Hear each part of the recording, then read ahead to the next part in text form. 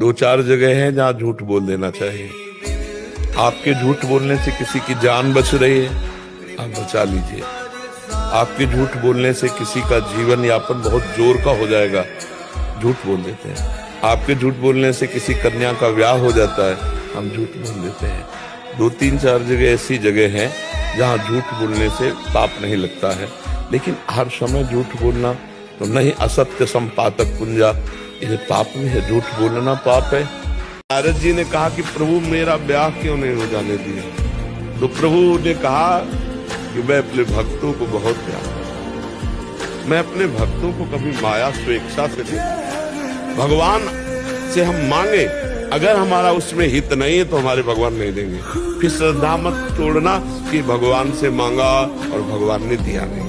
हम खूब नाम जप करें, भगवान की लीला कथा सुने और जैसी परिस्थिति में भगवान रखे उसमें राजी रहे।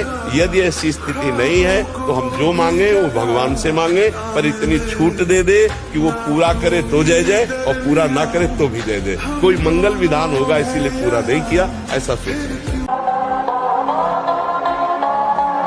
गलत करो मत तो गलत सहो मत, फिर तुम्हारा कोई बाल बांका नहीं कर सकता।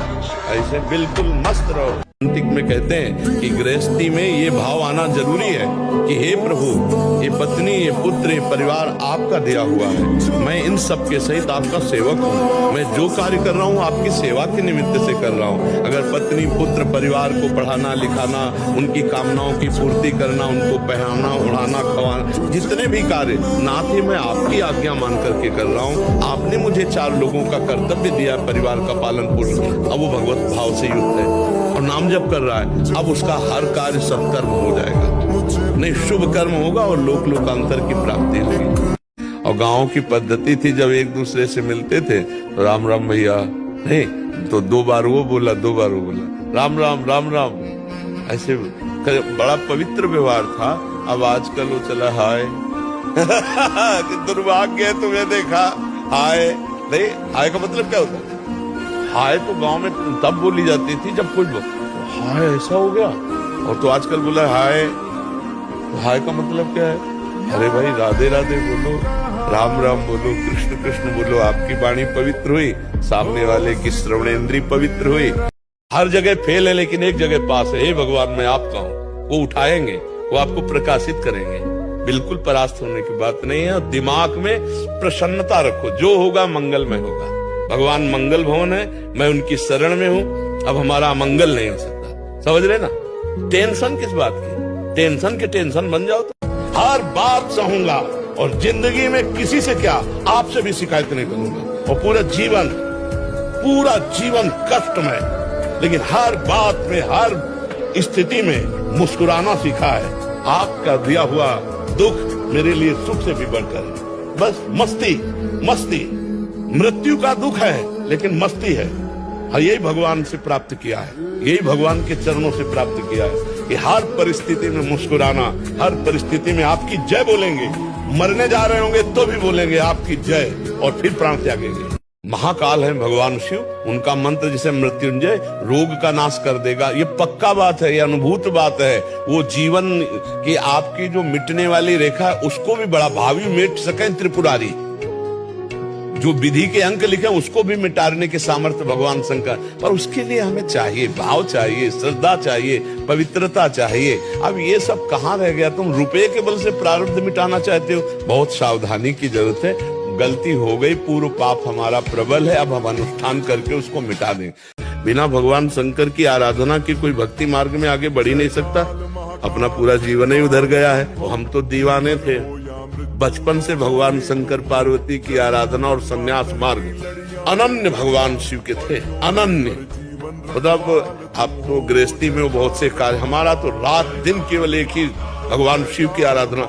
आज भी अगर हम अचानक भाव में आएंगे तो पहले भगवान शिव सामने होंगे और फिर ये वृंदावन की लीला।